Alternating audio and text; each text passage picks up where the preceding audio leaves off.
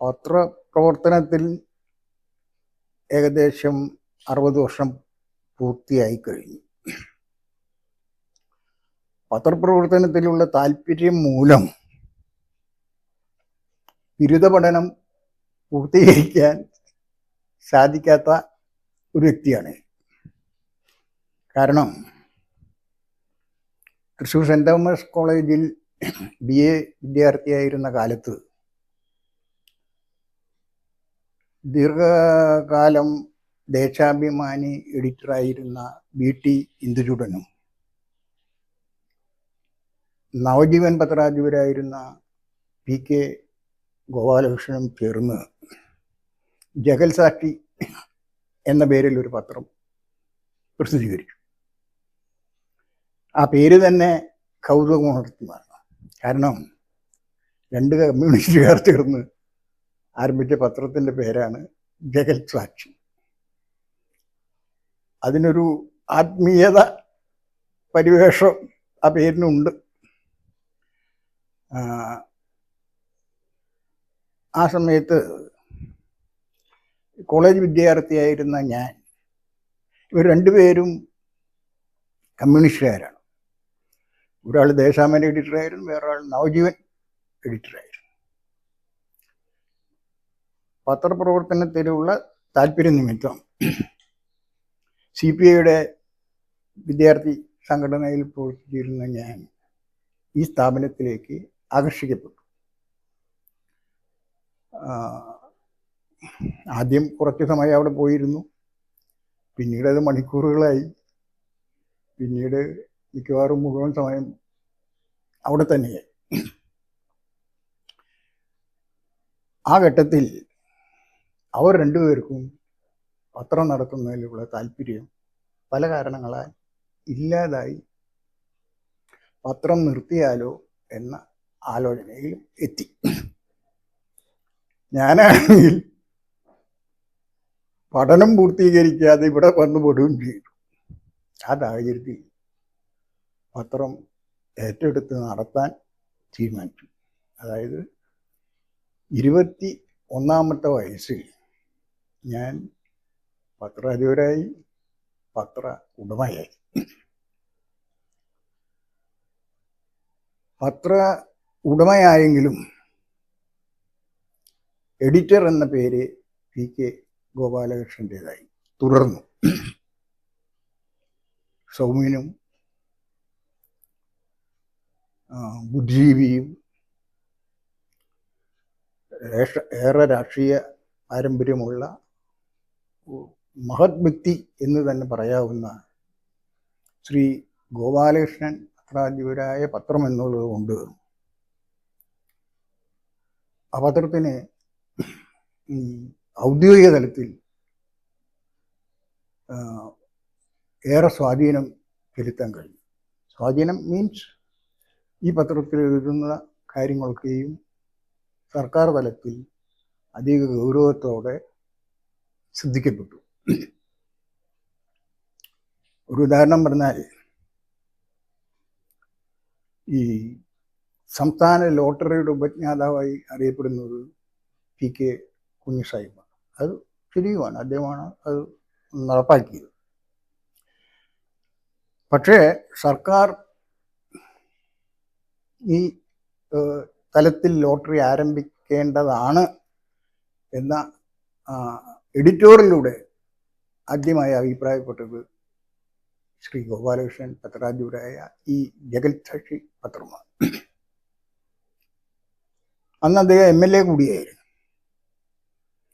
താമസിയാതെ 67 തന്നെ ലോട്ടറി യാഥാർത്ഥ്യമാണ്. പിന്നീട്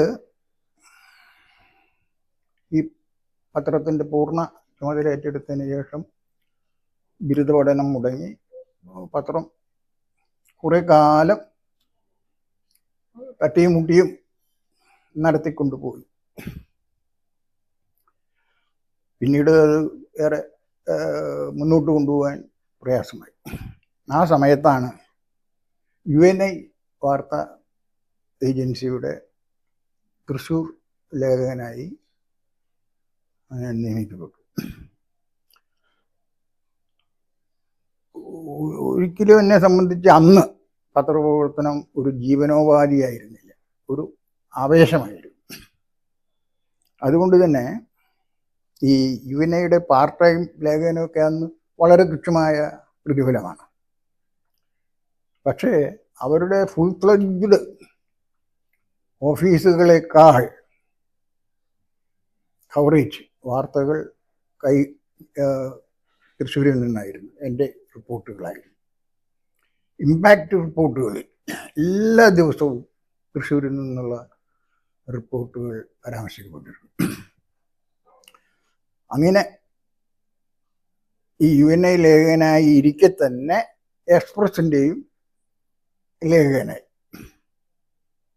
എക്സ്പ്രസിൻ്റെ ഉടമ ശ്രീ ബാലകൃഷ്ണൻ ഞാനും അന്ന് വളരെ അടുത്ത സുഹൃത്തുക്കളാണ്. അപ്പം അന്ന് തന്നെ എനിക്ക് അവിടെ സ്റ്റാഫറായി പ്രവേശിക്കാം. പക്ഷെ അന്ന് അവിടെ ഒരു ലേഖകൻ ഉള്ളത് കൊണ്ട് ഞാൻ പറഞ്ഞത് വേണ്ട, ഞാൻ ഏതായാലും UNA ലേഖകൻ എന്ന നിലയിൽ വർക്ക് ചെയ്യാം, ഒപ്പം എക്സ്പ്രഷന് വേണ്ടി. അപ്പം 70 മുതൽ യഥാർത്ഥത്തിൽ തൃശ്ശൂരിൽ എക്സ്പ്രഷൻ്റെ ലേഖകൻ ഞാനാണ്. വേറൊരാൾ ഉണ്ടെങ്കിലും അദ്ദേഹം റിട്ടയർ ചെയ്തിട്ടില്ല, എങ്കിലും ഞാനാണ് എക്സ്പ്രസിൻ്റെയും ലേഖകൻ. അങ്ങനെ 76 പുള്ളി റിട്ടയർ ചെയ്തപ്പോഴാണ് ഞാൻ സ്റ്റാഫായി ചേർന്നു. ആ സമയത്ത് എമർജൻസിയാണ്. PTI UNA ഒന്നായി സമാചാറായിരുന്നു. പിന്നീട് വീണ്ടും വന്നു. അപ്പം പിന്നെ ഞാൻ UNA തുടർന്നില്ല, സ്റ്റാഫായി നിലയിൽ എക്സ്പ്രസിൻ്റെ തന്നെ തുടർന്നു. അവിടെ എക്സ്പ്രസിൻ്റെ ബ്യൂറോ ചീഫ് വർഷങ്ങളോളം തൃശ്ശൂരിലായിരുന്നു. പിന്നീട് കൊച്ചി ബ്യൂറോ ചീഫ്, അതിനുശേഷം തിരുവനന്തപുരം ബ്യൂറോ ചീഫ്. ഈ കാലത്തൊക്കെ എക്സ്പ്രസിനെ സർക്കുലേഷനിൽ കാര്യമായ വർധനവ് ഉണ്ടായിക്കൊണ്ടിരുന്നു എന്നത് എടുത്ത് പറയേണ്ടതാണ്. ശ്രദ്ധേയമായ പല റിപ്പോർട്ടുകളും അക്കാലത്ത് എക്സ്പ്രസ് പ്രസിദ്ധീകരിച്ചിട്ടുണ്ട്. അതിൽ അതിപ്രധാനമായൊരു സംഗതി ഈ വ്യാപാരി വ്യവസായി ഏകോപന സമിതി രൂപം കൊണ്ട തൃശ്ശൂരിലെ അങ്ങാടി സമരമാണ്. ഒരു സംഘർഷ മേഖലയായിരുന്നു ആ സമയം. അപ്പോൾ തൃശ്ശൂരിലെ ബിസിനസ്സുകാരുടെ മുഖപത്രം എന്ന നിലയിൽ പ്രവർത്തിക്കുന്ന ഒരു മുഖപത്രമെന്ന ഒരു വിശേഷണം ഉള്ള പത്രമാണ് എക്സ്പ്രസ്. അതേസമയം അവിടുത്തെ തൊഴിലാളികളുടെ സംഘടിതമായ ഒരു സമരമാണ്, വളരെ ബാലൻസിങ് ആണ്. ആ സംഘർഷ സമയത്ത് അതീവ സൂക്ഷ്മതയോടുകൂടി റിപ്പോർട്ടുകൾ കൈകാര്യം ചെയ്യാൻ എനിക്ക് കഴിഞ്ഞു എന്ന് എൻ്റെ ജീവിതത്തിൽ സംതൃപ്തി പകരുന്ന ഒന്നാണ്. കാരണം പത്രത്തിൻ്റെ താല്പര്യം ബലികഴിക്കേണ്ടി വന്നിട്ടില്ല. അതേസമയം തൊഴിലാളികളെ സംബന്ധിച്ച് അവർക്കൊരു മുഖപത്രം ഇല്ല എന്നൊരു തോന്നലുണ്ടായിട്ടുമില്ല. കാരണം അവർക്ക് പറയാനുള്ളത്, അവരുടെ നിലപാടുകൾ എല്ലാം പത്രത്തിന് വേണ്ടി. ആ സമയത്ത് എക്സ്പ്രസിന് വെല്ലുവിളി ഉയർത്തിക്കൊണ്ട് അവിടെ പ്രസിദ്ധീകരിക്കാൻ ആരംഭിച്ച മറ്റൊരു പത്രം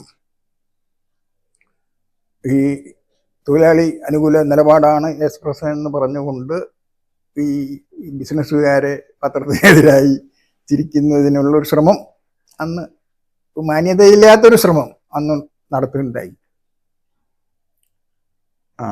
പക്ഷേ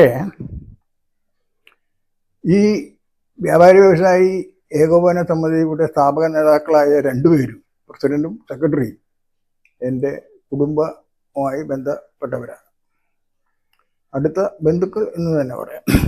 അപ്പം അവരുമായുള്ള എൻ്റെ വ്യക്തിപരമായ അടുപ്പം. അപ്പം അവരോട് കാര്യങ്ങൾ ഞാൻ പറഞ്ഞ് മനസ്സിലായി. ഇവിടെ വരുന്ന മറ്റു പത്രങ്ങളിൽ നിങ്ങളുടെ സ്ഥാപനങ്ങളൊക്കെ വലിയ തലക്കെട്ടിൽ വരും. പക്ഷെ അതിവിടെ മാത്രമേ ഉള്ളൂ എന്നത് നിങ്ങൾക്ക് ഒന്ന് അന്വേഷിച്ചാൽ പിടി കിട്ടും. എക്സ്പ്രസിലാണെങ്കിൽ എവിടെയെല്ലാം ഈ പത്രം എത്തുമോ അവിടെയെല്ലാം ഈ വാർത്ത അതേപടി ഉണ്ടായി. അപ്പോൾ ഇവര് ഈ സംഘടന കെട്ടിപ്പടുക്കുന്നതിനായി നിരന്തരം യാത്ര ചെയ്തുകൊണ്ടിരിക്കുന്ന സമയമാണ്. ഇവർക്കിത് ബോധ്യപ്പെട്ടു. ഇവർ ചെല്ലുന്നിടങ്ങളിൽ എക്സ്പ്രസ് വേണമെന്ന് അവിടുത്തെ വ്യാപാരികൾ ആവശ്യപ്പെടുകയും പുതുതായി ഏജൻസികൾ എടുക്കുകയും ചെയ്യുന്ന ഒരു അവസ്ഥയാണ് അന്നുണ്ടായത്. അങ്ങനെ എക്സ്പ്രസിനകത്തൊരു ഈ അങ്ങാടി സമരം അനുകൂലമായ ഒരു ഘടകമായി മാറി. പിന്നീട് സംതൃപ്തി പകർന്ന മറ്റൊരു റിപ്പോർട്ടിംഗാണ് രാജൻ കേസ്. അടിയന്തരാവസ്ഥയിൽ കൊല്ലപ്പെട്ട ഈ രാജൻ്റെ കേസ്, തിരോധാനം അല്ലെങ്കിൽ കൊലപാതക കേസ് തന്നെ വിചാരണ ചെയ്തത് കോയമ്പത്തൂർ കോടതിയിലാണ്. കോയമ്പത്തൂരിലെ സെഷൻസ് കോടതി. നമുക്കില്ല ഇന്നത്തെ സൗകര്യങ്ങളൊന്നും അന്നില്ല എന്നുള്ളത് എല്ലാവർക്കും അറിയാമല്ലോ. ടെലിപ്രിൻ്റർ പോലും സർവീസ് പോലും അന്ന് എക്സ്പ്രസിന് കോയമ്പത്തൂരുമായില്ല. എന്നിട്ടും 1.5 പേജ് ന്യൂസാണ് ഒരു ദിവസം കോടതി നടപടികൾ എക്സ്പ്രസിൽ റിപ്പോർട്ട് ചെയ്തില്ല. 1.5 പേജ്. അതൊരു റിപ്പോർട്ടർ എന്ന നിലയിൽ എനിക്ക് ചാരിതാർത്ഥ്യമുണ്ട്. ഒപ്പം അത് സാധ്യമായത് റിപ്പോർട്ടറെ മാത്രം എടുക്കല്ല. അന്ന് ഡെസ്കിൽ നീലൻ എന്ന MP നീലകണ്ഠൻ, ഞങ്ങൾ തമ്മിലുള്ള ഒരു എന്താ പറയുക, ഒരു കെമിസ്ട്രി. ഞാൻ റിപ്പോർട്ട് നൽകുന്ന രീതി ഈ സമയം കളയാതെ കോടതി നടപടി കഴിഞ്ഞ ഉടനെ മാറ്റർ അവിടെ എത്തണം. കാരണം അന്ന് ഹാൻഡ് ടൈപ്പിംഗ് ഒക്കെ ആണല്ലോ.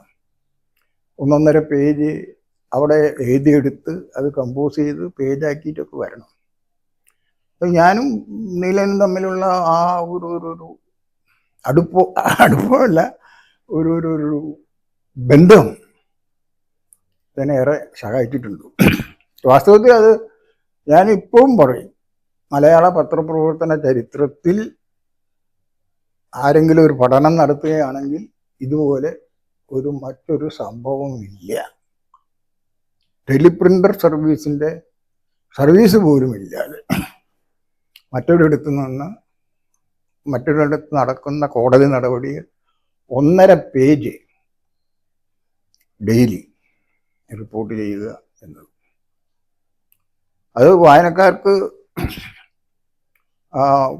കോടതിയിലെ വിചാരണ പൂർണ്ണമായും മനസ്സിലാക്കുന്ന രീതിയിൽ തന്നെ നൽകാൻ ഞങ്ങൾക്ക് കഴിയുകയും ചെയ്തിട്ടുണ്ട്.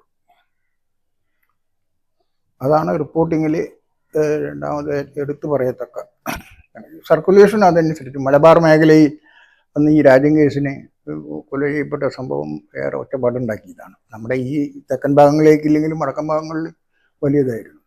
എന്തുകൊണ്ടോ ദേശാഭിമാനി അതിൻ്റെ വിചാരണ ഘട്ടത്തിൽ പുറകോട്ട് പോയി. ഞാൻ മനസ്സിലാക്കുന്നത് രാജൻ നക്സലാണ് എന്ന് വ്യക്തമായതോടുകൂടി അധികം ഗൗരവം കൽപ്പിക്കേണ്ടതില്ല എന്ന ഒരു നിലപാട് EMSൻ്റെ ഭാഗത്തുനിന്ന് ഉണ്ടായി എന്നാണ് തോന്നുന്നത്. കാരണം അവർക്ക് കഴിയാഞ്ഞിട്ടല്ല, അതുകൊണ്ട് അവരും അതിൻ്റെ കോടതി നടപടി റിപ്പോർട്ട് ചെയ്യുന്നതിൽ അല്പം പുറകോട്ട് പോയി എന്നതാണ് സത്യം. മറ്റൊരു പത്രവും താല്പര്യം എടുത്തുമില്ല. എക്സ്പ്രസിൻ്റെ എഡിറ്റർ അന്നും ഈ അതിൻ്റെ ഉടമസ്ഥനായ K. ബാലകൃഷ്ണൻ തന്നെയാണ്. അദ്ദേഹം പേരിനുള്ള ഓണർ എഡിറ്ററാണ്. അതേസമയം B. കരുണാകരൻ നമ്പ്യാർ എന്ന പ്രഗത്ഭനായ പത്രാധിപരാണ് നേതൃത്വം നൽകുന്നത്. പിന്നെ സ്റ്റാഫ് വളരെ കുറച്ച് സ്റ്റാഫാണ് ഈ എക്സ്പ്രസിനുള്ളത്. വളരെ വളരെ കുറഞ്ഞ സ്റ്റാഫാണ്. പക്ഷേ വാർത്തകൾ വിട്ടുപോകാതെ കൊടുക്കുന്നതിനും നല്ല നിലയിൽ അവതരിപ്പിക്കുന്നതിനൊക്കെ എക്സ്പ്രസിന് കഴിഞ്ഞിട്ടുണ്ട്. അതിൽ മുന്നോട്ട് പോയിട്ടുണ്ട്. കരുണാകരൻ നമ്പ്യാർ എന്ന് പറഞ്ഞാൽ അദ്ദേഹം സഞ്ചരിക്കുന്ന നിഘണ്ടുവാണ്. അതിഭയ ഓർമ്മശക്തിയാണ്. എന്തും എന്തും ചോദിക്കാം.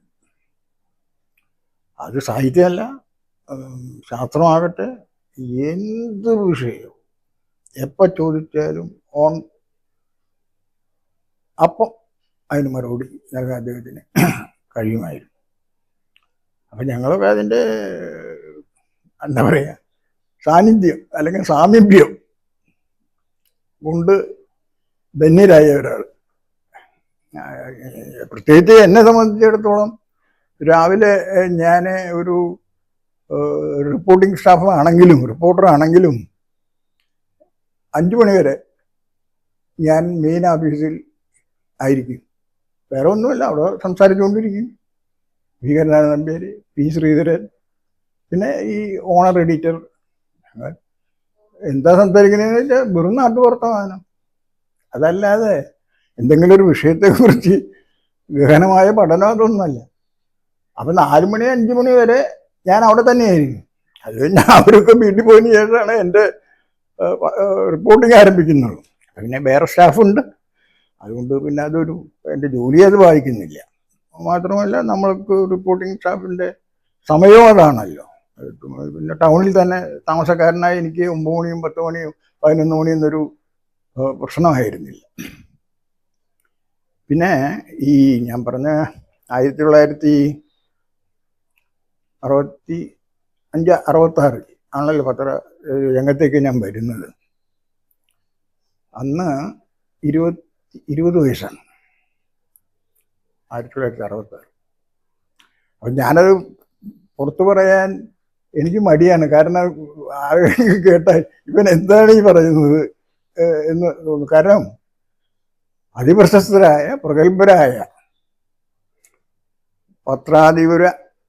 പത്രാധിപന്മാരുടെ ഒരു നിര അന്നുണ്ടായിരുന്നു.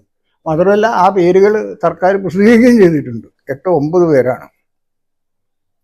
അതിൽ കെ സുകുമാരൻ കേരളകൗമുദിയുടെ, മാതൃഭൂമിയുടെ കേശവമേനോൻ ചീഫ് എഡിറ്റർ ആയിരുന്നെങ്കിൽ എനിക്ക് തോന്നുന്നു ദാമോദരമേനോൻ്റെ പേരാണോ, ദാമോദരമേനോൻ, മനോരമയുടെ കെ എം മാത്യു, ദീപികയുടെ ഫാദർ കൊളംബിയർ, എക്സ്പ്രസിൻ്റെ ഈ കെ കൃഷ്ണൻ, CH മുഹമ്മദ് കോയ, ഇങ്ങനെയുള്ളവരുടെ കൂട്ടത്തിലാണ് ഈ 20കാരനായ EK ജോസ് എന്ന പേരും. അന്ന് സർക്കാർ ഔദ്യോഗികമായി പ്രസിദ്ധീകരിച്ച PRDയുടെ ലിസ്റ്റുണ്ട് ഈ പത്രാധിപന്മാരുടെ, ഓണർ എഡിറ്റർമാരുടെ. അതിലെൻ്റെ ഈ പേരുണ്ട്. മറ്റുള്ളവർ ആരൊക്കെയാണെന്ന് നോക്കണം, ഒരു പ്രായവും നോക്കണം. അങ്ങനെ പിന്നെ എക്സ്പ്രസ് വന്ന് എക്സ്പ്രസിൻ്റെ ഈ പറഞ്ഞ 2 റിപ്പോർട്ടുകൾ, രാജ്യം കേസ്. പിന്നീട് എറണാകുളത്ത് അത്രയും കാര്യമായ പ്രവർത്തനം പറയാനില്ല. പക്ഷെ തിരുവനന്തപുരത്ത് വന്നതിന് ശേഷം നിയമസഭ 87 വരുന്നത്. അപ്പം അന്ന് ഈ നിയമസഭ അവലോകനം അതൊരു വാശിയോടുകൂടിയ ഒരു ജോലിയായി തന്നെ ഞാൻ കണ്ടിരുന്നു. കാരണം KR കുമാരനെ പോലെ പ്രഗത്ഭനായ ഒരു വ്യക്തി ആണ് മനോരമയുടെ നിയമസഭ അവലോകനം ചെയ്തിരുന്നു. അപ്പം ബൈനിയമിച്ച് വരുന്ന റിപ്പോർട്ടാണല്ലോ. ആ റിപ്പോർട്ടുകളിൽ ഏറെ ശ്രദ്ധിച്ചാണ് അത് കൈകാര്യം ഞാൻ ചെയ്തിരുന്നത്. അതിന് നല്ല അപ്രിസിയേഷൻ കിട്ടുകയും ചെയ്തിട്ടുണ്ട്. കാരണം 90-ൽ ഞാൻ എക്സ്പ്രസ് വിട്ടു. 4 വർഷം മാത്രമേ ഞാൻ ഈ നിയമസഭ റിപ്പോർട്ടിങ് നടത്തിയിട്ടുള്ളൂ. എങ്കിലും 20-25 വർഷം നിയമസഭ റിപ്പോർട്ടിങ് നടത്തിയിട്ടുള്ളവരുടെ ഗണത്തിൽ, ആ കൂട്ടത്തിൽ എന്നെയും പെടുത്തി കാണുന്നതിൽ എനിക്ക് ചാരിതാർത്ഥ്യമുണ്ട്. മറക്കാനാവാത്ത അനുഭവങ്ങൾ എന്ന് പറഞ്ഞാൽ ഒന്ന് നമ്മുടെ 10-15 അടി ദൂരത്ത് വെച്ചാണ് ശ്രീ MV രാഘവനെ അന്ന് കൈകാര്യം ചെയ്തത്. ശരിക്കും മർദ്ദനം തന്നെയായിരുന്നു, മർദ്ദനം. അതിൽക്കുന്ന നമുക്ക് നോക്കി നിൽക്കാനല്ലേ പറ്റും, ഒരു അഭിപ്രായ പ്രകടനം പോലും പറ്റില്ലല്ലോ എന്നേ പുസ്തകം. പിന്നീട് രാത്രി മുഴുവൻ നീണ്ടു നിന്ന സമ്മേളനമുണ്ട്. അതായത് തലേ ദിവസം തുടങ്ങിയ സമ്മേളനം പെസഹ വ്യാഴാഴ്ച, ബുധനാഴ്ച കഴിഞ്ഞ് ഈ വ്യാഴാഴ്ച, പെസഹ വ്യാഴാഴ്ച വെളുപ്പിന് 4 മണിക്കാണ് അത് മറ്റേ അഴിമതി, പൊതുപ്രവർത്തക അഴിമതി നിരോധന ബില്ല്. അപ്പം ഭേദഗതികൾ CM ജേക്കബിനെ പോലുള്ള അതിപ്രഗത്ഭനായ നിയമസാമാജികൻ അവതരിപ്പിച്ച ഭേദഗതികൾ, എണ്ണമറ്റ ഭേദഗതികളാണ്. അതൊന്നും വെറും എന്താ പറയുക, ഒരു പേരിനുള്ള ഭേദഗതികളല്ല. CM ജേക്കബ് എന്ന് പറഞ്ഞാൽ നിയമസാമാജികരിൽ കേരളം കണ്ട അതിപ്രഗത്ഭനായ നിയമസാമാജികൻ. അപ്പം അതൊക്കെ നമ്മൾ ഒരു കേവലം ജോലി എന്നതിനേക്കാൾ ഉപരിയായിക്കൊണ്ട് അതിൽ താല്പര്യമെടുത്തുകൊണ്ടാണ് റിപ്പോർട്ട് ചെയ്തത്. എത്രയോ മണിക്കൂറുകളാണ്. എനിക്ക് തോന്നുന്നു നിയമസഭയിൽ കുറച്ച കാര്യത്തിനുള്ളിൽ ഏറ്റവും കൂടുതൽ സമയം നിയമസഭയിൽ ചെലവഴിച്ചിട്ടുള്ള പത്രപ്രവർത്തകൻ ഞാനായിരിക്കും. പക്ഷെ അതൊക്കെ ആത്മസംതൃപ്തി നൽകുന്നതാണ്.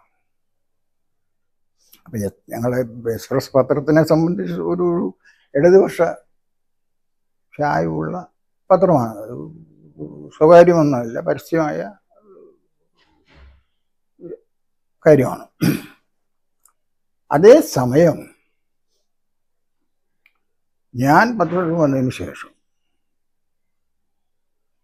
ഈ പത്രത്തിൻ്റെ ഈ വ്യക്തമായി ചായ്വുള്ളപ്പോഴും എതിർഭാഗത്തിൽ, അതായത് UDF മറ്റേ ഇടതുപക്ഷ ചായ്വ് നിലനിർത്തുമ്പോഴും UDFിൻ്റെ നേതാക്കൾക്കും പ്രവർത്തകർക്ക് പോലും ഈ എക്സ്പ്രസിൻ്റെ റിപ്പോർട്ടിംഗ് തൃപ്തികരമായിരുന്നു. ഒരിക്കലും അവർ അവഗണിച്ചിരുന്നില്ല. അവരുടെ നേതാക്കൾക്ക് ഗൗരവം കൽപ്പിക്കുകയും പ്രവർത്തകരുടെ ആവേശം തോരാതെ നിലനിർത്തുകയും ചെയ്യുന്നതിൽ ഞങ്ങൾ എക്സ്പ്രസിൻ്റെ പ്രവർത്തകർ, പ്രത്യേകിച്ച് ഞാൻ, അതീവ ശ്രദ്ധ തിരിച്ചിരുന്നു. അതൊക്കെയും അതിൻ്റെ സർക്കുലേഷൻ നിലനിർത്തുന്നതിന് സഹായകമായിട്ടുണ്ട്. പിന്നീട് ആ എക്സ്പ്രസ് പോലുള്ളൊരു പത്രം പിന്നീട് നിലച്ചുപോയി, പ്രവർത്തനം നിലച്ചു എന്നുള്ളത് എനിക്കിപ്പോഴും വിശ്വസിക്കാൻ കഴിയും. അതെൻ്റെ മാനേജ്മെൻറ്റിൽ വന്ന തകരാറാണ്.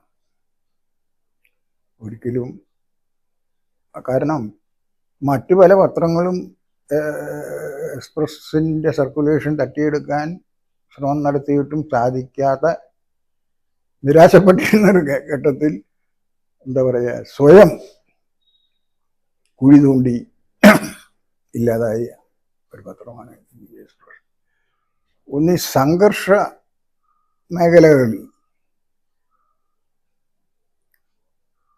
മേഖലകളിൽ നേരിട്ട് പോയി റിപ്പോർട്ട് ചെയ്യുന്ന ഒരു ത്രിൽ അതെനിക്ക് തുടക്കം മുതലേ ഉണ്ടായിരുന്നു. ഭയം കൊണ്ട് തന്നെ പലപ്പോഴും പലരും മാറി നിൽക്കുമ്പോഴും എന്തു വന്നാലും സാരമില്ല എന്ന മട്ടിൽ ഞാൻ അത്തരം മേഖലകളിൽ പോയിട്ടുണ്ട്. അതായത് 2 പേർ കൊല്ലപ്പെട്ട രാഷ്ട്രീയ സംഘടനത്തിൽ കൊല്ലപ്പെട്ട് പുറത്തിറങ്ങാൻ പോലും ഒരു ആരെങ്കിലും പുറത്തിറങ്ങാൻ പോലും ഭയപ്പെടുന്ന സാഹചര്യത്തിൽ കൊടുങ്ങല്ലൂരിൽ യാസം പറഞ്ഞാൽ കൊടുങ്ങല്ലൂർ കത്തുകയായിരുന്നു. ഇരിഞ്ഞാലക്കുടയ്ക്ക് അപ്പുറം, തൃശ്ശൂർ ഭാഗത്തു നിന്ന് ഇരിഞ്ഞാലക്കുട അപ്പുറവും എറണാകുളം ഭാഗത്തു നിന്നൊന്നും കൊടുങ്ങല്ലൂർക്ക് ആർക്കും കടന്നു ചെല്ലാൻ പറ്റാത്ത ഒരവസ്ഥയിലാണ്. എന്നിട്ടും ഫോട്ടോഗ്രാഫറുമായി ഞാൻ അവിടെ പോവുകയും ഫുൾ പേജ് റിപ്പോർട്ട് ഫോട്ടോ സഹിതം അടുത്ത ദിവസം പ്രസിദ്ധീകരിക്കുകയും ചെയ്തു. അന്ന് ഞാനതിന് തയ്യാറായിരുന്നില്ലെങ്കിൽ എക്സ്പ്രസ് പത്രത്തിന് നാണക്കേടാകാമായിരുന്നു. കാരണം തൃശ്ശൂരിൽ നിന്ന് ഇറങ്ങുന്നൊരു പത്രം ഒരക്ഷരം പിന്നെ കൊടുക്കാൻ പറ്റില്ല എക്സ്പ്രസിന്. അതാണ് അവസ്ഥ. പക്ഷെ ഞാൻ ധൈര്യമായി അതിന് തയ്യാറായി അവിടെ പോവുകയും അത് അത്തരം രംഗങ്ങൾ കൈകാര്യം ചെയ്യുന്നതിൽ ഞാൻ ഇതിന് സംയമനം പാലിച്ചില്ല, ആവേശം കാണിക്കുകയല്ല. സാഹചര്യം മനസ്സിലാക്കി ഒക്കെ ഈ ആരുടെ ഈ എതിർപ്പ് കൂടാതെ ചിത്രങ്ങൾ ഫോട്ടോ എടുത്ത് ഇൻ്റർവ്യൂ നടത്തി. നമ്മൾ ആരോട് സംസാരിക്കുന്ന അവരെ സംബന്ധിച്ചിടത്തോളം അവർക്ക് വേണ്ടിയാണ് നമ്മൾ വന്നിട്ടുള്ളത് അല്ലെങ്കിൽ നിലകൊള്ളുന്നത് എന്ന ഒരു പ്രതീതി അവർ അതുകൊണ്ട് അവരുടെ ഫുൾ സപ്പോർട്ട് കിട്ടും. അത് തന്നെയാണ് പോലീസിൻ്റെയും കാര്യത്തിൽ. ആളുകൾ തല്ലി തകർത്ത പോലീസ് വണ്ടികളുടെ ചിത്രങ്ങൾ, നിരനിരയായി കിടക്കുന്ന ചിത്രങ്ങൾ, അതൊക്കെ എടുത്ത് കാണുമ്പോൾ പോലീസുകാർക്ക് ഇത് നമ്മളുടെ ഭാഗം നാളെ പത്രത്തിൽ ഉറപ്പായും എന്നാണ് അവർ കരുതുന്നത്. ഒരുപാട് അവിടെ നമ്മൾ കൊടുക്കില്ല, കാരണം നാട്ടുകാർ അംഗീകരിക്കില്ല. പക്ഷെ അവരെ സംബന്ധിച്ചെടുത്താൽ അപ്പം അവരുടെ കാര്യം കേൾക്കാനും പറയാനും ആയിട്ടാണ് വന്നിരിക്കുന്നത് എന്നൊരു ഉണ്ടാക്കി.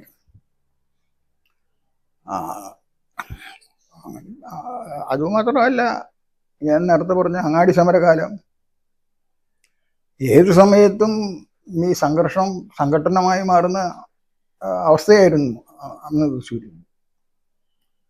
അവിടെയാണ് നമ്മൾ. അതിന് കാരണം ഒന്ന്, ഒരു ഇടതുപക്ഷ പത്രപ്രവർത്തന എന്നൊരു ഇമേജ് ആണ് എനിക്കുണ്ട് നേരത്തെ തന്നെ. അതൊരു സത്യവുമാണ്. കാരണം ഞാൻ സ്വന്തമായ ഒരു പത്രം നടത്തിയ കാര്യം പറഞ്ഞില്ല. അന്ന് തന്നെ അതൊരു തൊഴിലാളി വർഗ പത്രം, പാർട്ടി പത്രം അല്ലെങ്കിൽ കൂടി അങ്ങനെ ഉണ്ടായിരുന്നു. ഒരു ഉദാഹരണം പറഞ്ഞാൽ, സ്വരാജ് റൗണ്ടിലായിരുന്നു അന്ന് ഈ ജഗൽ സാക്ഷി എന്ന പത്രത്തിൻ്റെ ഓഫീസ്. രാവിലെ ഒരു 11 മണി സമയം അന്തു എന്ന് വിളിക്കുന്ന ആൻഡോ ഉള്ളൂരിലെ ഓടി എൻ്റെ ഓഫീസിലേക്ക് കയറി വരികയാണ്.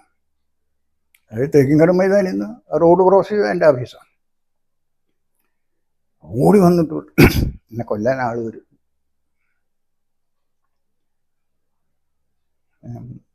അകത്ത് കയറി അവിടെ നിന്നോളാൻ പറഞ്ഞു.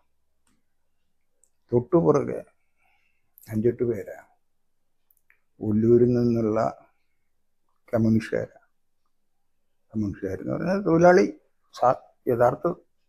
ഈ ഉള്ളൂരിൽ സ്ഥിരം സംഘടനമാണ്. കോൺഗ്രസ്സുകാർക്കും വെട്ടേക്കും, പിറ്റേ ദിവസം കമ്മ്യൂണിസ്റ്റുകാർക്ക് കിട്ടും. ചിലരുടെ കാലൊക്കെ വെട്ടി മാറ്റിയിട്ടുള്ള സംഭവമൊക്കെ ഉണ്ട്. അപ്പം അതിൽ ഒരു പ്രതിയാണ് ഈ അന്തു. ഇവർ കയറി വന്ന വഴിക്ക് പറഞ്ഞു, അവനിവിടെ കയറിയിട്ടുണ്ടല്ലോ. ഞാൻ പറഞ്ഞു പോകും. ഈ കയറി വന്നവരൊക്കെ അറിയുന്നവരാണല്ലോ. അവനെ ഞങ്ങൾ കൈ കിട്ടാൻ വേണ്ടി കാത്തുക്കല്ലേ എഴുതാൻ, ഇന്നല്ലേ കിട്ടിയത്. ഞാൻ ഇപ്പൊ എൻ്റെ അടുത്ത് വന്നതാണ്. ഇന്ന് അയാളെ സംരക്ഷിക്കേണ്ടത് എൻ്റെ ചുമതല. അതുകൊണ്ട് സുഹൃത്തുക്കൾ ക്ഷമിക്കുക. പിന്നീട് നിങ്ങൾക്കാവാം, നിങ്ങൾ പോയിട്ട് വേണം എനിക്ക് ആളെ ഇറക്കി വിടാൻ. പക്ഷെ ഇറക്കി വിട്ടാലും നിങ്ങൾ ഇന്ന് കൈകാര്യം ചെയ്യരുത്. അവൻ ഞായി പറഞ്ഞതുകൂടെ അവന് കേൾക്കാൻ പറ്റി. തൊട്ടപ്പുറത്താ തോമരിന്റെ തൊട്ടപ്പുറത്ത് നിൽക്കുക. പക്ഷെ അവര് അനുസരിക്കും. അല്ല, അത് ഞാൻ പറഞ്ഞേ, അവർക്ക് നമ്മളിലുള്ള വിശ്വാസമാണ്. നമ്മൾ അവരോടൊപ്പം നിൽക്കുന്ന ഒരാളാണെന്ന് അവർക്ക് ഉത്തമ വിശ്വാസമുണ്ട്. പക്ഷെ ഇപ്പോൾ അത് ചെയ്യുന്നത് എനിക്ക് ദോഷം ചെയ്യുമെന്ന് അവർക്കറിയാം. അന്ന് ഒന്നും സംഭവിക്കില്ല. പക്ഷേ പിന്നെ അടുത്ത ദിവസങ്ങളൊന്നുമല്ല, 1-2 വർഷങ്ങൾക്ക് ശേഷം ഞാൻ മാറിപ്പോകുന്നതിന് ശേഷം ഇയാളെ അവർ കൊന്നു. ഇയാൾ കൊല ചെയ്യപ്പെട്ടു. കാരണം അത് ഉറപ്പാണ്. കാരണം അവരെ കൊന്ന അവർ വെറുതെ നോക്കി നിൽക്കൂ, തിരിച്ചു കൊല്ലു. അവിടെ അങ്ങനെ സ്ഥിരം കൊലപാതകം ഒരു ഏരിയയായിരുന്നു. പക്ഷെ അവിടെയൊക്കെ നമുക്ക് ഒരു അംഗീകാരമാണ്. ഒരു കൊലപാതകം ഒരു ദിവസം എങ്കിലും നമുക്ക് ഇല്ലാതാക്കാൻ കഴിയുന്നതാണ്.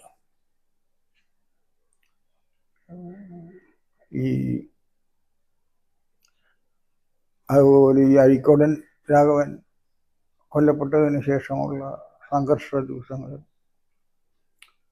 അപ്പൊ ഈ അഴീക്കോടനെ കൊന്നത് ആരാണെന്ന് എല്ലാവർക്കും അറിയാം. അപ്പൊ അതിൽ പെട്ട പലരും നമ്മളെ അറിയുന്നവരാണ്, സ്ഥിരമായി സംസാരിക്കുന്നവരാണ്, ഒക്കെ ഉണ്ട്. എന്തോ അന്നത്തെ ഒരു എന്താ പറയുക, ഒരു നല്ല സാഹചര്യം തന്നെ എന്ന് പറയാം. അന്നാരും ഇത് കഴിഞ്ഞ് നമ്മുടെ അടുത്തേക്ക് വന്നില്ല എന്നുള്ളതാണ്. അതല്ലെങ്കിൽ നമ്മളും കഷ്ടത്തിലായേനെ.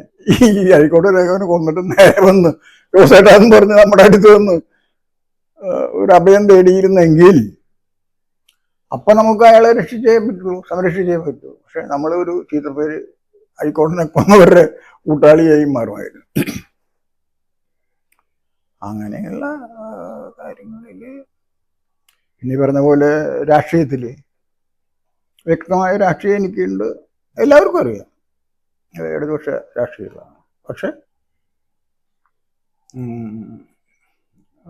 UDF പ്രത്യേകിച്ചും കോൺഗ്രസ്സുകാരായിട്ടൊക്കെ എൻ്റെ ബന്ധം വളരെ അടുത്ത ബന്ധമായിരുന്നു. വളരെ അടുത്ത ബന്ധം. ഈ അവസാന നാളുകളിൽ തിരുവനന്തപുരത്ത് വന്നതിന് ശേഷം കരുണാകരന് എന്നോടുള്ള താല്പര്യം കണ്ട് അന്തം വിട്ടു പോയിട്ടുണ്ട് പലരും. ഇതെങ്ങനെയാണ് ഈ ജോസിന് ഇത്ര വലിയ? എന്നിട്ട് അങ്ങനെ പരസ്യമായ പലരോടും പറഞ്ഞേ, പത്രപ്രവർത്തനം എന്ന് പറഞ്ഞാൽ ജോസിൻ്റെ ആണ് പത്രപ്രവർത്തനം, അല്ലാണ്ട് കട്ടത്തൊരു ഡയറിയും വെച്ച് ഒരു പത്രപ്രവർത്തനം ആവില്ല. അങ്ങനെ പറഞ്ഞിട്ടുണ്ട് പരസ്യമായി, മുഴുവൻ പത്രക്കാരോടുമായിട്ട് പറഞ്ഞിട്ടുണ്ട് പത്രസമ്മേളനത്തിൽ തന്നെ. അല്ല, 2 മുഖ്യമന്ത്രിമാരുമായി വ്യക്തിപരമായി വളരെ അടുപ്പം പുലർത്താൻ അവസരമുണ്ടായിട്ടുണ്ട്. 2 പേരും തൃശ്ശൂർക്കാർ എന്ന നിലയിൽ തന്നെയാണ് പരിചയം. അതിൽ അച്യുതമേനോനുമായുള്ള ബന്ധം പത്രപ്രവർത്തകൻ എന്നതിലുപരി ഒരു രാഷ്ട്രീയ ബന്ധം കൂടിയാണ്. CPIയുടെ വിദ്യാർത്ഥി യുവജന രംഗത്ത് പ്രവർത്തിച്ചിരുന്ന എനിക്ക് സ്വാഭാവികമായി ഉണ്ടാകുന്ന ഒരടുപ്പം അച്യുതമേനോനുമായി ഉണ്ടായിരുന്നു. അന്നും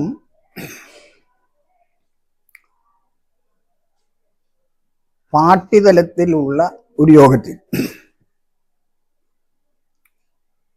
പാർട്ടി സഖാവല്ലാതിരുന്ന വിദ്യാർത്ഥിയായിരുന്ന ഞാൻ പ്രകടമാക്കിയ ചില അഭിപ്രായങ്ങളാണ് അച്യുതമേനോന് എന്നോട് കൂടുതൽ താല്പര്യവും വാത്സല്യവും ഉണ്ടാകാൻ കാരണമായത്. പിന്നീട് മുഖ്യമന്ത്രി പദം ഒഴിഞ്ഞ് തൃശ്ശൂരിൽ വന്ന ശേഷം അച്യുത മേനോൻ ഞങ്ങളുടെ എക്സ്പ്രസ് ഓഫീസിൽ വരാറുണ്ട്, സംസാരിച്ചിരിക്കും. പലരും അച്യുത മേനോനെ ഗൗരവക്കാരനായി മാത്രമേ കണ്ടിട്ടുള്ളൂ. ഗൗരവക്കാരനാണ് താനും. എന്നാൽ അച്യുത മേനോന്റെ വിശാലമായ മനസ്ഥിതിയും സൗഹൃദവും വാത്സല്യവും അനുഭവിക്കാൻ എനിക്ക് കഴിഞ്ഞിട്ടുണ്ട്. കലാമണ്ഡലത്തിൻ്റെ ജൂബിലി ആഘോഷം, അതുപോലെ വള്ളത്തോൾ ശതാബ്ദി ആഘോഷം തുടങ്ങി കലാമണ്ഡലത്തിൽ നടക്കുന്ന പരിപാടികൾക്കായി പ്രസ്തുത ദിവസങ്ങളിൽ തൃശ്ശൂരിൽ നിന്ന് അച്യുത മേനോനോടൊപ്പം യാത്ര ചെയ്തിരുന്നത് ഞാനാണ്. ഞാൻ മാത്രമാണ് കൂടെ ഉണ്ടാവുക. അപ്പം രസകരമായ പല സംഭാഷണങ്ങളും ആ സമയത്ത് നടക്കും. അപ്പോൾ ഒരു പൊതുപ്രവർത്തകരും പത്രപ്രവർത്തകരും ഒക്കെ ആയി, പത്രപ്രവർത്തകരും അച്യുത മേനോനുമായി വളരെ അകലം പാലിച്ചിരുന്നു. അദ്ദേഹം ഒരു ഗൗരവക്കാരനാണ് എന്ന നിലയിലാണ്. പക്ഷേ എന്നെ സംബന്ധിച്ച് അതൊന്നും ബാധകമായിരുന്നില്ല. വളരെ അടുത്ത് എനിക്ക് അദ്ദേഹവുമായി ഇടപഴകാനുള്ള സ്വാതന്ത്ര്യമുണ്ടായിരുന്നു. ആ സ്വാതന്ത്ര്യം പലരിലും അസൂയ ഉളവാക്കിയിരുന്നു. അച്യുത മേനോനോട് ഇത്രമാത്രം അടുപ്പം പുലർത്താൻ എങ്ങനെ കഴിയുന്നു? അപ്പം അവർ ഒരു പത്രപ്രവർത്തകൻ എന്ന നിലയിൽ മാത്രമേ കാണുന്നുള്ളൂ. അച്യുത മേനോനെ സംബന്ധിച്ച് എനിക്ക് 12-13 വയസ്സുള്ള സമയത്ത് മുതൽ ഒരു പാർട്ടിയുടെ ഒരു സഖാവ് എന്ന നിലയിൽ വളർത്തിക്കൊണ്ടുവരുവാൻ അച്യുത മേനോൻ ആഗ്രഹിച്ചൊരു വ്യക്തിയാണ് ഞാൻ. പക്ഷെ ഞാൻ പത്രപ്രവർത്തകനായി ഈ രാഷ്ട്രീയത്തിൽ നിന്ന് മാറി എന്നുള്ളതേ ഉള്ളൂ. അപ്പം ഈ കലാമണ്ഡലത്തിലേക്കുള്ള യാത്രകൾ ഹൃദ്യമായിരുന്നു. ആ യാത്രയിലെ അനുഭവം. അവിടെപ്പം രാത്രി അദ്ദേഹം അവിടെ തന്നെയാണ് താമസിക്കുക. രാവിലെയാണ് അദ്ദേഹം മടങ്ങുക. ഞാൻ രാത്രി തന്നെ മടങ്ങാറുണ്ട്. പിറ്റേ ദിവസം രാവിലെ 4 മണി 5 മണി ആകുമ്പോൾ വീണ്ടും ചെറുതുരു കലാമണ്ഡലത്തിൽ. ഈ കരുണാകരനുമായുള്ള ബന്ധം, ഈ അവസാന നാളുകളിൽ കരുണാകരനുമായുള്ള ഈ എൻ്റെ അടുപ്പം, വ്യക്തിപരമായ ബന്ധം പലരിലും ആശ്ചര്യമുള്ളതായിരുന്നു. എനിക്ക് തന്നെ അത് ആശ്ചര്യത്തിന്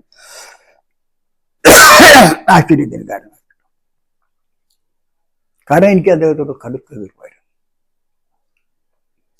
രാഷ്ട്രീയമായുള്ള എതിർപ്പിനും അപ്പുറം എൻ്റെ വളരെ അടുത്ത ഒരു ആത്മസുഹൃത്തിനോട് അദ്ദേഹം ഒരു കടുങ്കൈ കാണിച്ചു എന്ന ഒരു ധാരണയിലാണ് ആ ഒരു ശത്രുതാ മനോഭാവം എനിക്ക് അദ്ദേഹത്തോടുണ്ടായിരുന്നു. യഥാർത്ഥത്തിൽ അത് തെറ്റിദ്ധാരണയായിരുന്നു എന്ന് എനിക്ക് പിന്നീട് ബോധ്യപ്പെടുകയും ചെയ്തു. അതുകൊണ്ടായിരിക്കാം വളരെ വളരെ അടുപ്പം ഒടുവിലായിപ്പോൾ ഞങ്ങൾ തമ്മിലുണ്ടായിരുന്നു. മാത്രമല്ല, തെരഞ്ഞെടുപ്പ് സമയത്ത് ഞാൻ രാഷ്ട്രീയ പ്രവർത്തനമൊക്കെ മതിയാക്കിയിരിക്കുകയാണെങ്കിലും അടിയന്തരാവസ്ഥ അയവ് വരുത്തിക്കൊണ്ടുള്ള തിരഞ്ഞെടുപ്പ് 77 മാളയിൽ അദ്ദേഹത്തിനെതിരായി ഞാൻ പ്രസംഗിച്ചിട്ടുണ്ട്. എൻ്റെ പേരല്ല പറഞ്ഞിരുന്നത്. അവിടെ അഡ്വക്കേറ്റ് ജോസ് എന്നിങ്ങനെ കോമൺ ആയിട്ട് പറഞ്ഞതാണ്. അതെനിക്ക് ഞാൻ പറഞ്ഞില്ല, ഒരു ശത്രുത മനോഭാവമായിരുന്നു അന്ന് എനിക്കുണ്ടായിരുന്നത്. അപ്പം ഞങ്ങൾ അവിടെ കവറേജിന് പോകുമ്പോൾ, പ്രത്യേകിച്ച് ഈശ്വരവാരുടെ ഈ രാജനെ കാണാൻ ആ പ്രചരണം നടക്കുന്ന സമയത്താണ്. അപ്പോൾ ഈശ്വരവാര്യരുടെ സഹപ്രവർത്തനായിരുന്ന വാര്യർ മാഷ്, അദ്ദേഹത്തിന് ഒരു കാലില്ല. അദ്ദേഹമാണ് അവിടെ പ്രസംഗത്തിന് അദ്ദേഹത്തെ കൊണ്ടുപോകും. അപ്പം അതിൻ്റെ കൂടെയാണ് ഞാനും പോയിരുന്നത്. അപ്പം ഞാൻ അവിടെ പ്രസംഗിക്കണമെന്ന് എനിക്ക് നിർബന്ധം. അപ്പോൾ കൂടുതലുള്ളവർ എന്നെ വിലക്കി, വേണ്ട, റിസ്ക്കാണ്. കാരണം തെരഞ്ഞെടുപ്പ് ഫലത്തെക്കുറിച്ച്, കേരളത്തിലെ തെരഞ്ഞെടുപ്പ് ഫലത്തെക്കുറിച്ച് ഏറെക്കുറെ എല്ലാവർക്കും അറിയാം. എനിക്കും അറിയായിരുന്നു. UDF തന്നെയാണ്, കോൺഗ്രസ് തന്നെയാണ്. എന്നാലും പ്രസംഗിക്കണം. എൻ്റെ നിർബന്ധം അവസാന ദിവസമാണ്. 4 മണി 5 മണി ഒരു പ്രസംഗം ആവാനായിട്ട് പ്രസംഗിച്ചു. ഈ മാള കമ്മ്യൂണിസ്റ്റുകാരുടെ കേന്ദ്രം കൂടിയാണ്. ഒരുപാട് പോക്കറ്റുണ്ട്. തനിച്ച് മത്സരിച്ച 13,000 വോട്ട് KC തോമസിനൊക്കെ കിട്ടിയിട്ടുള്ള സ്ഥലം. ഞാനങ്ങ് കയറി പ്രസംഗിച്ചു. എൻ്റെ പുസ്തകം മുഴുവൻ CPI-കാരോടാണ്. ആ പ്രസംഗം കഴിഞ്ഞു. ഒരു പ്രസംഗം ചെയ്യും എന്നാണ് വെച്ചത്. മൈക്കുകാരൻ പയ്യൻ പറഞ്ഞു, അതെ ഇതേമാതിരി ഒരു 4 പ്രസംഗം ഉണ്ടെങ്കിൽ തോക്കും, ഉറപ്പാ. അപ്പം എനിക്കും വായിച്ചു. ഈ മൈക്ക് സെറ്റ് വിട്ട് അടുത്ത സ്ഥലത്ത് പോയി. അവിടെ ഈ CPI-കാരോടാണേ. അപ്പോൾ CPI കോൺഗ്രസും ഒന്നിക്കണം. അപ്പോൾ ഈ മീറ്റിങ്ങിൽ മന്ത്രിസഭയിൽ CPI-കാരെ ആക്ഷേപിച്ചുകാർ കരുണാകരൻ P. രവീന്ദ്രനെ എന്താ പറഞ്ഞു. അപ്പോൾ MN ചോദിച്ചു. അപ്പോൾ പറഞ്ഞു, അതല്ല, വേണമെങ്കിൽ ഞങ്ങൾ അവിടെയും കയറും ഇവിടെയും കയറും എന്നൊക്കെ പറഞ്ഞ് അങ്ങനെ ഒരു 4 പ്രസംഗം. എന്തായാലും കുറേ വോട്ടും പറഞ്ഞിട്ടുണ്ട്, ഉറപ്പാ. അവർ പറഞ്ഞു, മൈക്കുകാർ പറഞ്ഞു, ഈ നിലയ്ക്ക് 2 വീതം മുമ്പ് പ്രചരണം നടത്തിയ ശരിയാട്ടോ. കരുണാകരൻ്റെ ഏറ്റവും കുറഞ്ഞ ഭൂരിപക്ഷമാണ് 2000 വോട്ടാണ്. CPI കുറഞ്ഞു കിട്ടും. 2000 വോട്ടിനാണ് കരുണാകരൻ. എനിക്ക് കരുണാകരൻ എന്നോടുള്ള താല്പര്യം, ഇവൻ അന്ന് മാത്രമല്ലേ പ്രസംഗിച്ചുള്ളൂ എന്നായിരിക്കുമെന്ന് എനിക്കിപ്പോൾ തോന്നുന്നുണ്ട്. കാരണം ഞാൻ പിന്നീട് കരുണാകരനോട് പറഞ്ഞേ, ഞാൻ നാളെയിലൊന്ന് അതിനത് ഞാൻ ആഭ്യന്തരമന്ത്രല്ലേ, ഞാൻ ദിവസം അവിടെ പ്രസംഗിച്ച് പോരാൻ പറ്റുമോ? അതൊക്കെ എന്തൊക്കെ എന്തായാലും ഉണ്ട് പ്രസംഗമൊക്കെ പറഞ്ഞിട്ടുണ്ട്. അതേമാതിരി വയലാറിന്റെ ഇരിക്കെ നമ്മുടെ കാസർഗോഡ് ഒരു സായന പത്രത്തിന്റെ ലേഖനെ അടുത്ത കള്ളക്കടത്തുകാരാന്ന് പറയുന്നു. ചൂണ്ടയി പോലീസൊക്കെ അവരുടെ കൂടെയാണ്. വളരെ നമ്മൾ പോയി, അന്ന് ജനറൽ സെക്രട്ടറി എന്ന നിലയിൽ പോയി. എവിടെ ചെന്നാലും എനിക്കാണെങ്കിൽ ജനത്തിനോട് സംസാരിക്കണം. ഈ ഹോളിൻ്റെ അകത്തുള്ള പരിപാടിയൊന്നും എനിക്ക് പറ്റില്ല. ഞാൻ പറഞ്ഞ അവിടെ പക്ഷെ എൻ്റെ മൈതാനത്ത് മൈക്ക് കിട്ടാൻ പറഞ്ഞു. അങ്ങനെ അപ്പം അന്ന് അവിടുത്തെ ഒരു DYSP ആണ് ഈ ഗുണ്ടായിസത്തിൻ്റെ അവരുടെ ഏറ്റവും വലിയ. അപ്പം അപ്പോഴേക്ക് കരുണാകരൻ ഞാനായിട്ട് ഭയങ്കര ജോലിയായി കഴിഞ്ഞിരുന്നു. അപ്പോൾ പോണേക്കാൻ മുമ്പ് ഞാൻ കരുണാകരനോട് പറഞ്ഞു, ഇങ്ങനെയാണ് അവിടെ, അയാളെ ഇരിക്കുന്നിടത്തോളം കാലം അവിടെ ശരിയാവില്ല. DSPനെ പോലും അയാളാണ് കൈകാര്യം ചെയ്യുന്നത്, കളക്ടറൊക്കെ അയാളെ ശിങ്കിട്. അപ്പം അയാളെ ഉറപ്പായി. ഞാനിരിക്കുമ്പോഴാണ് കരുണാകരൻ എറണാകുളത്ത് DIG ജോസഫ് തോമസ് അയാൾ അല്ല, അയാൾ കോഴിക്കോട് DIG വിളിച്ചിട്ട് പറഞ്ഞു, ഇത് ഞങ്ങൾ കാണുന്ന എറണാകുളത്ത് വെച്ചാൽ, അപ്പോൾ കാസർഗോഡ് വരെ എത്ര മണിക്കൂർ കൊടുക്കും? കരുണാകരൻ്റെ ചോദ്യം DIGയോട്. അപ്പം എന്താ പോയിട്ട് അവിടെ അയാളെ അവിടെ ശരിയല്ല എന്നാണ് മനസ്സിലാക്കണം. ബാലകൃഷ്ണൻ എന്നാണ് അയാളെ പേര്. അപ്പം അവർക്ക് മെസ്സേജ് ക്ലിയറാണ്, അയാളെ തട്ടാൻ തന്നെയാണ് CM ഉദ്ദേശിക്കുന്നതെന്ന്. അങ്ങനെ ഞാൻ പോയി. അവിടെ ഞാൻ ചെല്ലുമ്പോൾ ഇയാളെ ട്രാൻസ്ഫർ ചെയ്തു. ഈ DYSPനെ, special branch DYSP transfer order കിട്ടി. അയാൾ അവസാനിച്ചു. Heart attack. ട്രാൻസ്ഫർ ഓർഡർ വന്നപ്പോൾ അപ്പം അയാൾ അവിടെ മരിച്ചെടുക്കുമ്പോഴാണ് എൻ്റെ പ്രശ്നം. അപ്പം ഞാൻ പറഞ്ഞ ഇങ്ങനെ ഒരു വളരെ വേദനിക്കുന്നൊരു അവസ്ഥയാണ്. ആരെന്ത് വിചാരിച്ചാലും ഈ മണ്ണിൽ നിന്ന് തന്നെ മാറ്റാൻ കഴിയില്ല. ഈ ജില്ലയിൽ എന്നാണ് പറഞ്ഞിരുന്നത്. പക്ഷെ എന്ത് ചെയ്യുക, ഈ മണ്ണിൽ നിന്ന് തന്നെ അദ്ദേഹത്തിന് പോകേണ്ടി വന്നു. അതിൽ നമുക്ക് സന്തോഷമില്ല എന്നൊക്കെ പറഞ്ഞ് പ്രവേശിച്ച് വന്നു. എറണാകുളത്താണുള്ള അന്ന് പിറ്റേ ഞാൻ പുറത്തു പോയിട്ട് വരുമ്പോൾ ഗസ്റ്റ് ഹൗസിൽ നിന്ന് വയലാരെ വിളിച്ചിരുന്നു, എഴുതി വെച്ചിട്ടുണ്ട്. ചെന്നു. എന്താ ജോസ്, ആൾ മരിച്ചു കിടക്കുമ്പോഴാണ് ഇങ്ങനെയൊക്കെ. ഞാൻ പറഞ്ഞു നമ്മൾ ദുഃഖം രേഖപ്പെടുത്തിയിട്ടാണ്. അപ്പൊ അങ്ങേരും പറഞ്ഞു ഞാൻ ആഭ്യന്തരമന്ത്രിയാണ്, ഓരോ വാക്കും കിട്ടും. ജോസ് അവിടെ പറഞ്ഞ ഓരോ വാക്കും ഇവിടെ കിട്ടിയതിൻ്റെ എൻ്റെ കയ്യിൽ ദുഃഖം രേഖപ്പെടുത്തിയത് കിട്ടി എന്നൊക്കെ പറഞ്ഞ ഞങ്ങൾ ഒപ്പിച്ചു. അപ്പൊ അതേമാതിരി കരുണാകരനെതിരായ പ്രശ്നം കരുണാകരൻ പിന്നെ ഞാനറിയാണ്ടിരിക്കും. പക്ഷെ അതിൻ്റെ ഒന്നും വിരോധം അങ്ങേർക്കുണ്ടായിട്ടില്ല.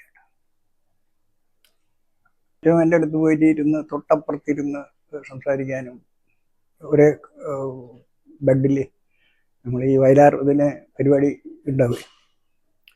അപ്പൊ ബാക്കിയുള്ളവർക്ക് അത്ഭുതപ്പെടുത്തി ഇങ്ങനെയോടൊപ്പം പിന്നെ അപ്പൊ അത് പത്രക്കാരൻ എന്നുള്ള നിലയിലല്ല, ഞാൻ പറഞ്ഞില്ലേ 12-13 വയസ്സുള്ള ഗ്രൂപ്പാണ്. 1970 മുതൽ തന്നെ കേരള പത്രപ്രവർത്തക യൂണിയനിൽ അംഗമായിരുന്നു. പിന്നീട് ജില്ലാതലത്തിൽ സെക്രട്ടറി പ്രസിഡന്റ് നിലവിൽ പ്രവർത്തിച്ച് സംസ്ഥാന സെക്രട്ടറിയായി 3-4 തവണ പ്രവർത്തിച്ചു. ഈ സെക്രട്ടറി എന്ന് പറഞ്ഞാൽ ഒന്നുമല്ലല്ലോ, സംസ്ഥാന സെക്രട്ടറി. പക്ഷെ പിന്നീട് ജനറൽ സെക്രട്ടറിയായി 2 തവണയും യുനാനിമസ് ആയാണ് തിരഞ്ഞെടുക്കപ്പെട്ടത്. 3-ാമത് തവണയും പലരും നിർബന്ധിച്ചെങ്കിലും ആ സമീപനം എനിക്ക് അത് ശരിയല്ല എന്ന അഭിപ്രായമാണ് എനിക്ക്. ഞാൻ തന്നെ സ്വയം മാറി. ഇപ്പം യൂണിയൻ അംഗമായിരുന്ന കാലത്ത് യൂണിയനെ അഭിമാനകരമായ പല നേട്ടങ്ങളും കൈവരിക്കാനായിട്ട്. പല നേട്ടങ്ങൾ എന്ന് പറഞ്ഞാൽ വലിയ വിജയങ്ങൾ, സമര രംഗത്ത് വിജയങ്ങളൊന്നുമല്ല ഞാൻ ഉദ്ദേശിക്കുന്നത്. അഭിമാനം കാത്തുസൂക്ഷിക്കാൻ കഴിയും. ഉദാഹരണത്തിന് ഞാൻ ഈ പറഞ്ഞ കാസർഗോഡ് ഒരു സായന പത്രത്തിൻ്റെ ലേഖകനാണ്. അയാൾ പോലീസിൻ്റെ സഹായത്തോട് അവിടുത്തെ കള്ളക്കടത്ത് പ്രമാണിമാരാണെന്നാണ് പറയുന്നത്. ഉപദ്രവിച്ചുകൊണ്ടിരുന്നപ്പോൾ അതിനെതിരായി അവിടെ പൊതുയോഗം നടത്തി, പരസ്യമായി തന്നെ അവർക്ക് മുന്നറിയിപ്പ് നൽകാൻ കഴിഞ്ഞിട്ടുണ്ട്. ഒരുപക്ഷെ ആ പ്രസംഗം ഫലിച്ചു. അതല്ലെങ്കിൽ അവർക്ക് വീണ്ടും വിഷയം നേരിടുമായിരുന്നു. ഇത്രയും പരസ്യമായി യൂണിയൻ്റെ ഭാരവാഹി പൊതുസമ്മേളനം നടത്തി വെല്ലുവിളിക്കുമ്പം അവർക്കും ഒരല്പം ഭയമുണ്ടായി എന്നാണ് സത്യം. അതുപോലെ കോട്ടയത്ത് മാർപ്പാപ്പയുടെ സന്ദർശന സമയത്ത് ദീപിയുടെ ലേഖകൻ ഗോപി കൃഷ്ണനെ പോലീസ് തടഞ്ഞെടുക്കുകയും അപമാനിക്കുകയും ചെയ്ത ഒരു സംഭവം ഉണ്ടായി. അപ്പം അതിനെതിരായി സ്വാഭാവികമായി നമ്മളുടെ ആളുകൾ ഉടനെ പ്രസ് ക്ലബിൽ യോഗം ചെയ്ത് പ്രതിഷേധിക്കുക, ഇതാണുള്ള പതി. ഞാൻ പറഞ്ഞ പൊതുയോഗം. അങ്ങനെ തിരുനക്കര മൈതാനി പൊതുയോഗം. അപ്പോൾ പ്രസംഗത്തിലൊന്നും പിന്നെ യാതൊരു മാർദ്ദവും ഇല്ല. എനിക്ക് കയറി കഴിഞ്ഞാൽ പിന്നെ 24 മണിക്കൂറിനകത്ത് ഞങ്ങൾ 300 അംഗങ്ങളേ ഉള്ളൂ. പക്ഷെ ഒരു ASP ആണ് അവിടെ, എൻ്റെ സോമനാഥൻ. ഈ സംഘടന എന്തെന്ന് മിസ്റ്റർ സോമനാഥൻ അറിയൂ. അങ്ങ് തട്ടിവിടാണ്. എന്തിനു പറഞ്ഞു 2 മണിക്കൂർ കഴിഞ്ഞപ്പോൾ അയാളെ സ്ഥലം മാറ്റി. അന്ന് സ്ഥലം മാറ്റാണ് ഏറ്റവും വലിയ ശിക്ഷ.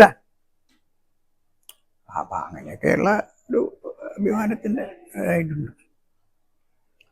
പ്രവർത്തകർക്കൊരു യഥാർത്ഥം പറയാം, ഒരു സമര സംഘടന എന്ന നിലയിൽ പ്രവർത്തിക്കാൻ ബുദ്ധിമുട്ടുണ്ട്. ഒരു സ്ഥാപനത്തിലും ജേർണലിസ്റ്റുകൾ ശക്തി എന്ന് പറയാൻ കഴിയില്ല. അറിയാം, അതായത് എന്തെങ്കിലും ശക്തി സംഘടനയ്ക്ക് ഉണ്ടെങ്കിൽ അത് ഈ നോൺ ജേർണലിസ്റ്റുകളുടെ കൂടി പിന്തുണയിലുള്ള ശക്തിയാണ്.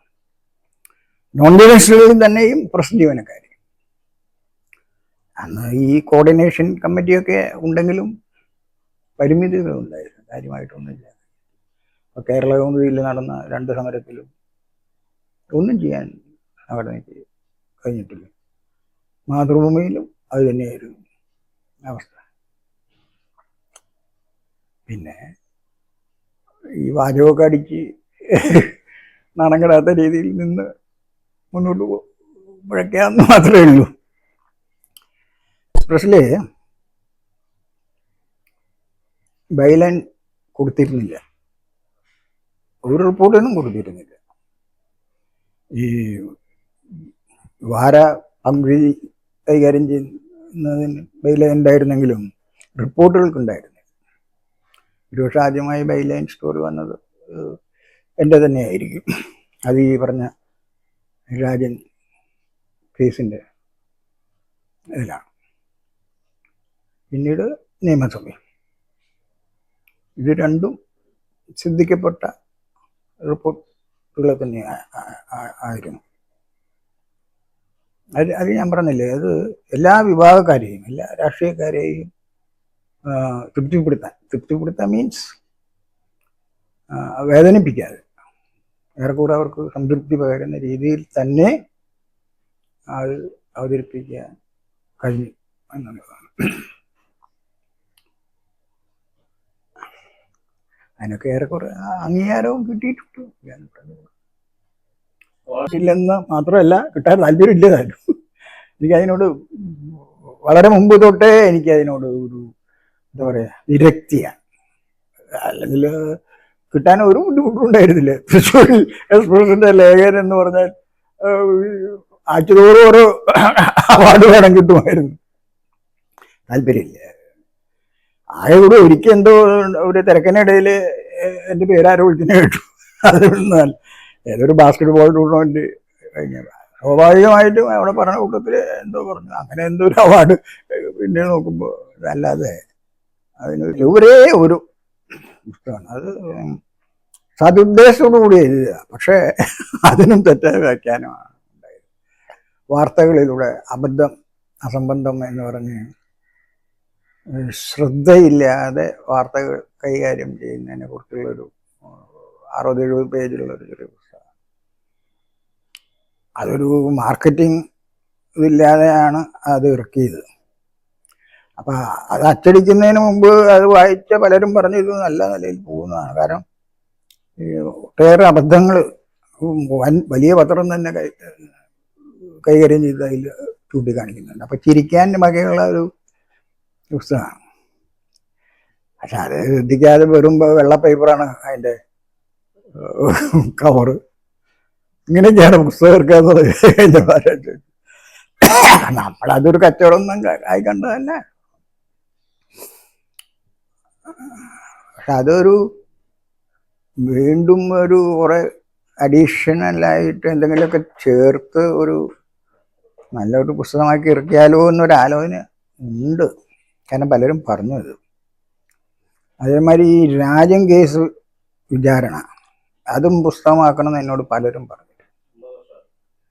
അതും പറഞ്ഞിരുന്നു. 50 വർഷമാണ് അതും പറഞ്ഞു. നമ്മൾ പിന്നെ അതൊന്നും നമ്മൾ വേറെ പോയ പിന്നെ ഈ പ്രശ്നങ്ങൾ ഇല്ലാണ്ട് അത് കാരണം എക്സ്പ്രസ്സിലാകുമ്പോൾ നമുക്ക് പരിപൂർണ സംതൃപ്തിയായിരുന്നു. ഇപ്പോൾ എനിക്ക് സാഹിത്യമായിട്ട് ഒരു ബന്ധമില്ല, പക്ഷെ ഏറ്റവും കൂടുതൽ സാഹിത്യ സദസ്സുകൾ റിപ്പോർട്ട് ചെയ്തിട്ടുള്ളത് ഞാനായിരിക്കും. സാഹിത്യ അക്കാദമി നടന്ന മിക്കവാറും ആ വർഷങ്ങളിൽ നടന്നിട്ടുള്ള എല്ലാ സാഹിത്യ സമ്മേളനങ്ങളും ഞാൻ റിപ്പോർട്ട് ചെയ്തിരുന്നു. കേൾക്കുക മാത്രമല്ലേ, അപ്പോൾ പലതരത്തിലുള്ള ശൈലിയിലുള്ള പ്രസംഗങ്ങൾ. ഹൈക്കോടിൻ്റെ പിന്നെ ഒരു വെടിക്കെട്ട്. ഒരു രസികനാണ് രാഘവൻപിള്ള എന്ന് പറഞ്ഞ ഒരു നിരൂപകൻ. രാഘവൻപിള്ള. ഇത് രസാന്ന് പറയുന്നത് ആണാ ഇല്ലില്ല ഇല്ല. ആ ആ ഓ ബഹുരസീന പ്രസംഗം. പിന്നെ മറ്റൊക്കെ സ്ഥിരം പ്രസംഗ CP ശ്രീധരൻ രസികൻ ഇതൊക്കെ തന്നെയാണ്. പിന്നെ ഇവർ തമ്മിൽ വാക്തർക്കൊക്കെ ഉണ്ടാവും പ്രസംഗങ്ങളിൽ, സാഹിത്യകാരന്മാർ തമ്മിൽ. 1946 ജന്മം. 46 ആഗസ്റ്റ് 17, അതായത് ചിങ്ങം 1. ഈ എക്സ്പ്രസിന്റെ ജന്മദിനം ചിങ്ങം 1. അങ്ങനെ ഞങ്ങൾ തമ്മിലൊരു വൈകാരിക ബന്ധമുണ്ട്. പിന്നെ ഈ ഞാൻ പറഞ്ഞില്ല, എക്സ്പ്രസ്സിൽ സ്റ്റാഫ് ആകുന്നതിന് മുമ്പേ എക്സ്പ്രസ്സുമായിട്ടുള്ള എൻ്റെ ബന്ധം, കാരണം ഈ ബാലകൃഷ്ണൻ ഞാനും തമ്മിലുള്ള സൗഹൃദം. അപ്പം ഞാനൊക്കെ ശരിക്കും ഈ ബാലസ്വാമി എന്ന ബാലകൃഷ്ണനെ ഉപദേശകനാണ്. കാരണം ഞാൻ തന്നെ അദ്ദേഹത്തോട് പറയും, ഞാൻ കളിച്ചു നടക്കുന്നത് സ്വാമി കണക്കാക്കണ്ടോട്ടെ, എനിക്കൊന്നും നഷ്ടപ്പെടാനില്ല. സ്വാമി അങ്ങനെയല്ല, വലിയൊരു സ്ഥാപനം അച്ഛനെ ഏൽപ്പിച്ചിരിക്കുകയാണ് എന്നൊക്കെ ഞാൻ അന്നേ അങ്ങോട്ടോട് പറയുമായിരുന്നു. ആ സ്നേഹമൊക്കെ എന്നോട് ഉണ്ടായിരുന്നു. പക്ഷെ അവസാനം അങ്ങേരും എന്ന് ഒരു മഹാരാജൻ എന്ന് പറഞ്ഞ നിങ്ങളുടെ കേരള കൗമുദി ഏറ്റെടുപ്പുള്ള ഒരാളുണ്ടായിരുന്നു. അയാളാണ് ഈ എക്സ്പ്രസ് സ്ഥാപനം നശിപ്പിച്ച. പക്ഷെ ഏറ്റവും നമ്മളോട് സ്നേഹം ഉണ്ടായിരുന്ന ബാലസ്വാമിക്ക് അയാളുടെ വാക്ക് വേദവാക്കി. അയാൾ അങ്ങനെ കയറിയതല്ല. കെ കൃഷ്ണന്റെ കാലമൊക്കെ കഴിഞ്ഞ് ഈ ബാലസ്വാമിയായിട്ട് എൻ്റെ ആരോ കയറ്റിയതാ. വലിയ എന്താണ് ഫൈനാൻഷ്യൽ എടുക്കനാണ്, അങ്ങനെയാണ് ഇങ്ങനെയാണെന്ന് പറഞ്ഞ് ഉപദേശമെന്ന് പറഞ്ഞാക്കിയതാ. അപ്പൊ അയാൾ ഈ കാശുണ്ടാക്കുന്ന ഒരാളാണ് ഈ മഹാരാജൻ. അപ്പൊ ശരിക്കും കാശുണ്ടാക്കി കിട്ടിക്കൊണ്ടിരുന്ന സ്ഥാപനം അതൊക്കെ മാറ്റിയിട്ട് പണം ഉണ്ടാക്കുന്ന സൂത്രപ്പണി ചെയ്തു. ആളുകളെ നിയമിക്കുക, അതിന് കാശ് മേടിക്കുക. ഞാൻ എക്സ്പ്രസ്സുമായിട്ട് തെറ്റാനുള്ള പ്രധാന കാരണമാണ് പണം വാങ്ങിയിട്ട് ആളെ ഈ പത്രസമ്മേളനത്തിൽ 10-60 പേരെയാണ് അങ്ങനെ വെച്ചത്. ആവശ്യമുണ്ടായിട്ടില്ലേ. 1 ലക്ഷം കൊണ്ടുവന്ന ക്ലർക്ക്, 1.5 ലക്ഷം കൊണ്ടുവന്ന ലേഖ, ഈ നിലയിൽ ആളെ 10-60 പേരോളം വെച്ചു. എന്നിട്ട് ഇത് ഇവിടെ നിന്നല്ലേ എടുത്ത് കൊടുക്കണേ. ഈ വാങ്ങിയ കാശ് എക്സ്പ്രസ്സിലേക്ക് വന്നിട്ടില്ല. അതിന്റെ പലിശ പോകുന്ന എക്സ്പ്രസ് ചെയ്യുന്ന പലിശ എന്ന് പറഞ്ഞിട്ടല്ല, ശമ്പളം എന്ന് പറഞ്ഞ് കൊടുക്കണം. അങ്ങനെ അത് ഈസി കുഞ്ഞുവറീത് ആണ് ആ അപ്പൻ. അപ്പൻ ബിസിനസ് മൈൻഡില്ലാത്തൊരു ബിസിനസ്സുകാരനായി.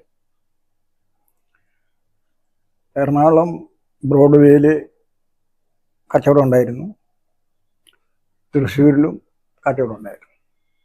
രണ്ടും കണ്ണായ സ്ഥലത്താണ്. ഇന്ന് തൃശ്ശൂരിലെ തെക്കോട്ടിറക്കത്തിൻ്റെ ഇവിടെ ആ കല്യാൺ വസ്ത്രാലയം ഇരിക്കുന്നിടത്ത് ആണ് തൃശ്ശൂരിലെ കടയായിരുന്നത്. എറണാകുളത്ത് ബ്രോഡ്വേ, രണ്ടും കൂട്ടി കളവും പാചകമായിട്ടു. കാരണം ഒരു കച്ചവട മനസ്സിൽ ഇല്ലാത്ത കച്ചവടക്കാരനാണ്. പ്രധാനം അക്ഷരശ്ലോകമാണ്. അക്ഷരശ്ലോക പരിഷത്തിന്റെ രൂപീകരണം KK രാജാവ് മാഷും അപ്പനും പ്രൊഫസർ ND കൃഷ്ണനും ഇവർ 3 പേരും ചേർന്നാണ് ഈ അക്ഷരശ്ലോക പരിഷത്തിന് രൂപം നൽകുന്നത്. ആജീവാനന്ദ അംഗത്വവും അക്ഷരശ്ലോക തിലകം ബഹുമതിയും അപ്പനെ പരിഷത്ത് നൽകിയിട്ടുണ്ട്. പരിഷത്തിന്റെ പ്രവർത്തനത്തിൽ അപ്പൻ്റെ സംഭാവന വളരെ വളരെ വലുതാണ്. കവന കൗതുകം എന്ന പേരിലൊരു പ്രസിദ്ധീകരണം ഉണ്ടായിരുന്നു. അതിൻ്റെ കാര്യങ്ങളൊക്കെ നോക്കിയിരുന്നതും അപ്പനാണ്. അമ്മ അവിടെ കത്രീന, അവിടെ മുനിസിപ്പൽ ചെയർമാനായിരുന്ന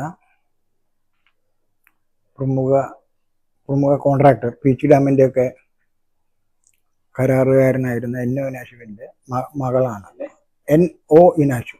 തൃശ്ശൂർ ടൗണിൽ തന്നെ, മിഷൻ കോട്ടേഴ്സ് ടൗണിൽ തന്നെയാണ്. അതിലെ ഇളയ മകനാണ് ഞാൻ. ഇളയ മകനാണ്. അങ്ങനെ കോളേജിൽ പഠിച്ചുകൊണ്ടിരിക്കെ നേരത്തെ പറഞ്ഞ പോലെ പൂർത്തീകരിച്ചില്ല. അങ്ങനെ അത് വന്നു. 1976 കല്യാണം. ഭാര്യ ടെസി, പാലയാണ് വീട്. പാല, ടെസി, ടി ടി പാല. അപ്പൊ അവിടെ അന്ന് കളക്ടറേറ്റ് ജോലി ചെയ്തു. അപ്പോഴാണ് കല്യാണം. 76 പാലമംഗലത്ത്. ഞങ്ങൾ ഒരാണും പെണ്ണും. മൂത്ത മകൻ ജിജോ,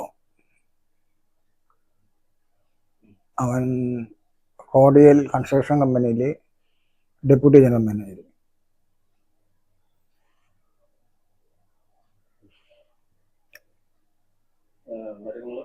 മരുമകള് പറഞ്ഞില്ലേ, തൃശ്ശൂര് മുണ്ടൂര് മേക്കാട്ടുകുളം. മറിയ.